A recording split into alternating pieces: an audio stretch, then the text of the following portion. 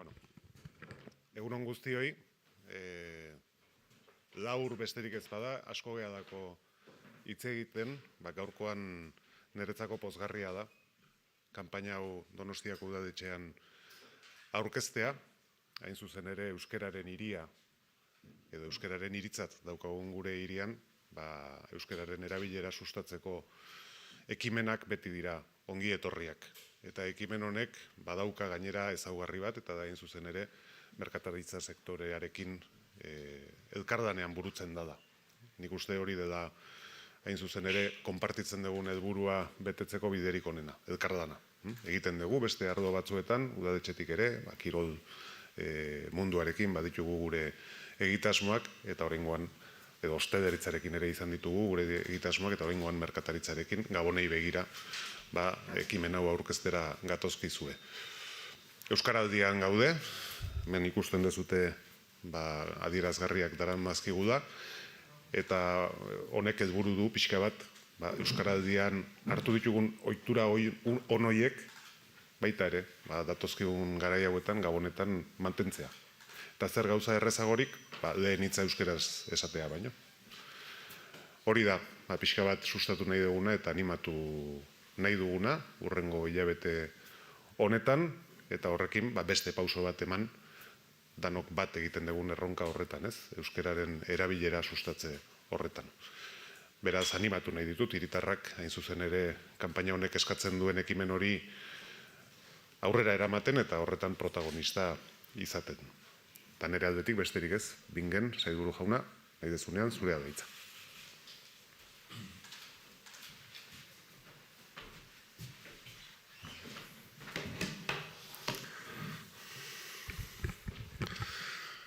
Egunon guztioi, eta lehenengo eta mila esker, eneko alkatea Donostiarren etxea utzi diguzulako aurkezpen honetarako.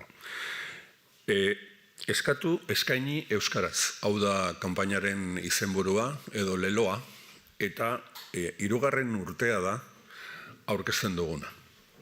Baina badu diferentzia handi bat aurrekoekin konparatuta, eta da urtez urte handitzen joan dela kanpaina honekin bat egin duten erakundeen eta taldeen atxikimendua.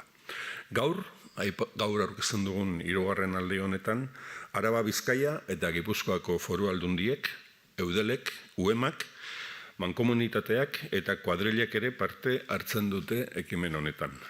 Eta baita ere, merkataritza elkarteek eta urten lehenengoz, ostalaritza elkarte ezberdinek ere. Aurten, 124 udalerrik bat egingo dute kanpainarekin. Igaz, alako bik. Igaz 60 izan ziren, aurten 124. Eta helburua kanpainak dioen bezala bat eta bakarra da. Tokiko merkataritzan eta ostalaritzan euskararen erabilera sustatzea eta ugaltzea.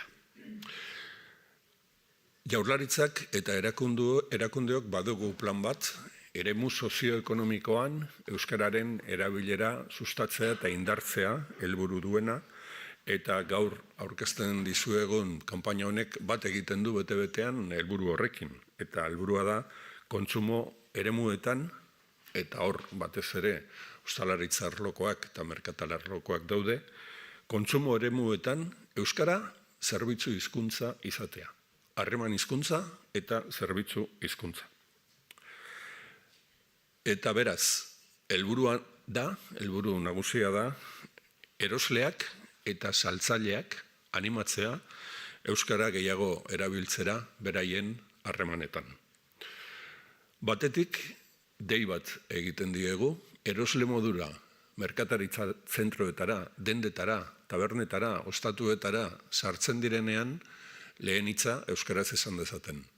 Eta era berean, gonbitea egiten diegu, dendariei, tabernariei, ostalariei, jatetxetako arduradunei, bezero bat hartzen dutenean, lehen hitz hori ere euskaraz izan dadin. Honaino iristeko beharrezkoa izan da elkarlana eta lankidetza. Hau, oinarrian kontsentsu zabal baduen ekimen bada eta hala izan behar du ez dagoelako hizkuntzaren sustapenari bultzada emateko beste biderik. Eta horrek eskatzen digu indarrak batzea eta indarrak metatzea. Kanpaina bera bada horren ezaugarri. Lehen, udal bakoitzak, herri bakoitzak, borondaterik hoberenarekin egiten zuen bere kanpaina. Orain, kanpaina bat eta bera izango dugu udalerri guztietarako. Berdin Donostian edo Markina Xemenen. Tokian izango ditu bere ezaugarriak, baino guztiok bateragoaz kanpaina honetan. Esan dut lehen ere udalekin eta merkataritza eta ostalaritza elkarteekin adostutako kanpaina bat dela. Eta eskertu nahi dut udal guztietatik eta aldundi guztietatik jaso dugun borondate ona eta atxikimentua kanpaina honi bultzada emateko. Baina badu beste ezaugarri bat ere. Euskara ezin daiteke izan politika publikoetan atal bat gehiago.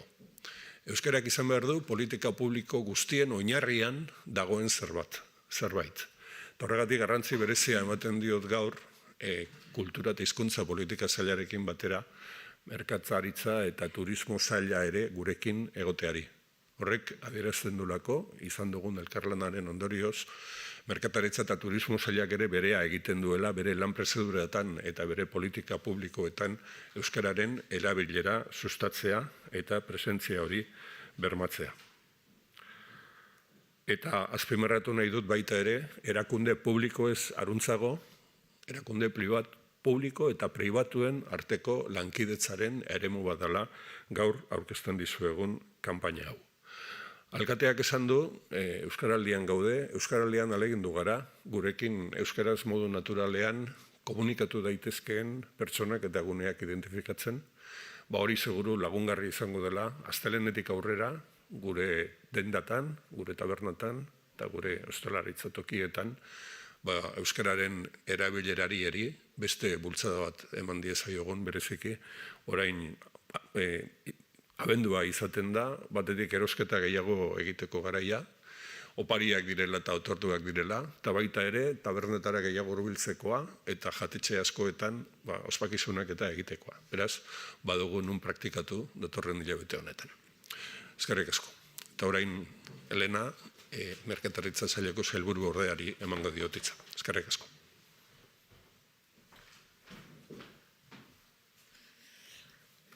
Mila esker, egun onden hori, sailburu jauna, alkatea eta bestek. Lehenik eta behin esan du sailburua eta alkatere, azpimarratu nahi duke, oso garrantzitsua dela, erakunde publiko guztiak eta elkarte pribatuak elkarrekin egotea euskara sustatzeko kanpaina baten ingurua.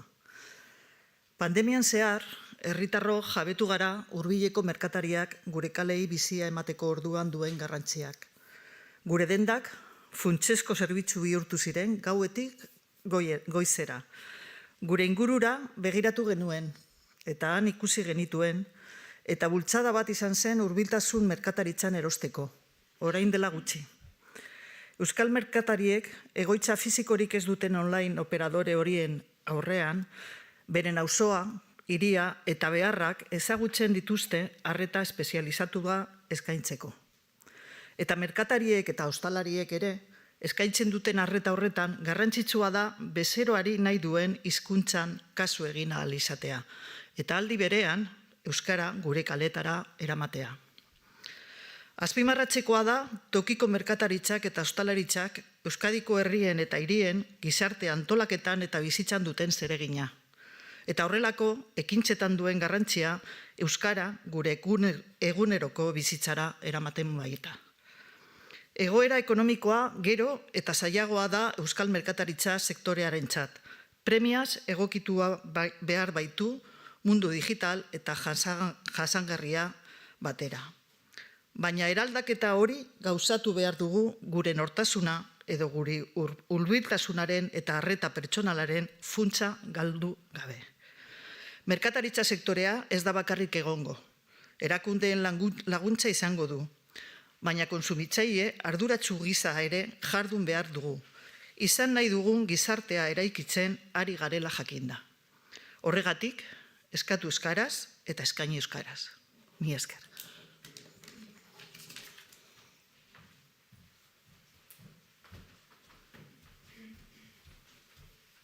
Egunon. Euskeraz eskaintzen badegu eta euskeraz eskatzen badegu, komunitate barruko harremanak indartu egingo ditugu. Merkatariek gertuko harretaren alde egiten dute eta herritarrok berriz tokiko merkataritzaren alde egiten dugu. Gipuzkoako Foru Aldundiaren plan estrategikoan jasota dago euskera lehenengo aukera gisa izan dadin sustatu behar degula bai erakunde barruan baita lurraldean ere. Eta hizkuntza berdintasun horren bila, kanpaina honek tresna bikaina dela iruditzen zaigu. Eremu sozioekonomikoak, zuek eremu sozioekonomikoa zeate, bide zabala eskaintzen digu hizkuntza biziberritze horretan. Solaskide bikainak ditugu gure asmoak eta politika publiko eraginkorrak gauzatzeko.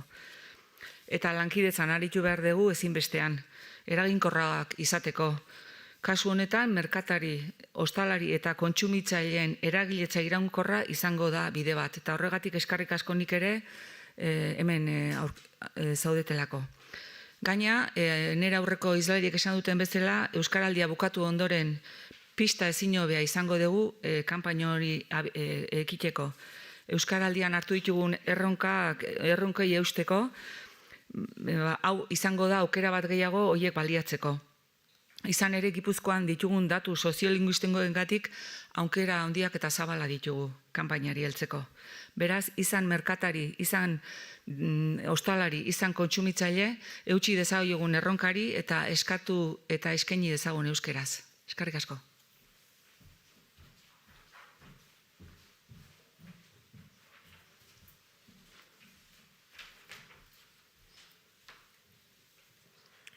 Sailburu jauna, Donostia alkate jauna, merkataritza zuzendaria, maikide eta lagun guztiei egunon, mi esker gonbidatzagatik. Pare batzit bakarrik zegatik dena esan dago.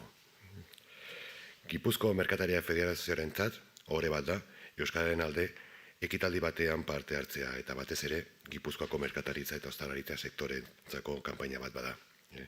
Erronka onartzen dugu. Gure esker beroenak urtero merkatarien ondoan zaudetenei euskara eta bere erabilera normalizatzen. Euskararen aldeari zareten guztiei ere bai. Bereziki Gipuzkoako udalei.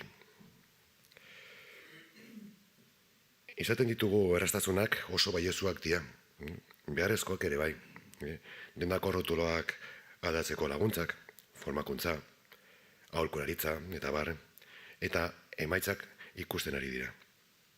Gure aldetik, merkataritza aldetik, Euskara tokiko merkataritzaren balio berezia izatearen alde jarraituko dugu lan egiten. Gipuzkoan zehar. Bukatzeko, Eusko Jaurlaritza Donostia eta Gipuzkoako udaletxe guztiei eta Gipuzkoako aldundari eskerrak eman nahi nitzuke. Eta noski, merkataritzak Euskararen erabilera bultzatzeko dugula ziur egon zaitezte egingo. Eskerrik asko.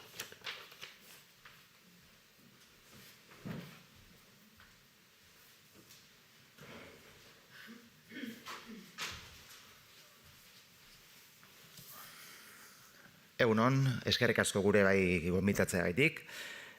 Badakizue, gure taberna eta jatetxetan ohiturak mantentzeko lan handia egiten ari garela, bai pintxoen kultura bultzatzeko, gastronomiaren kalitatea, eta horrekin batera noski gure hizkuntza bultzatzeko.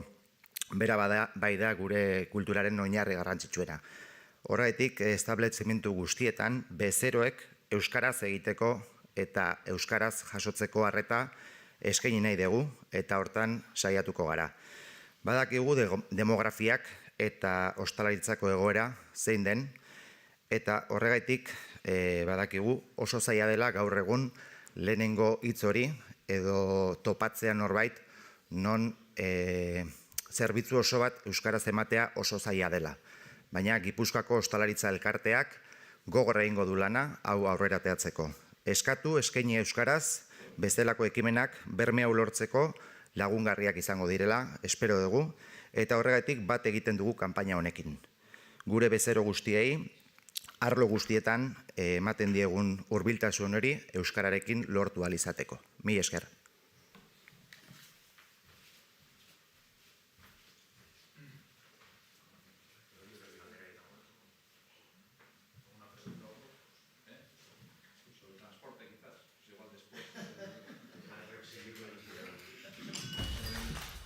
horizontala ala vertikala. Eixo, Hemen dezu.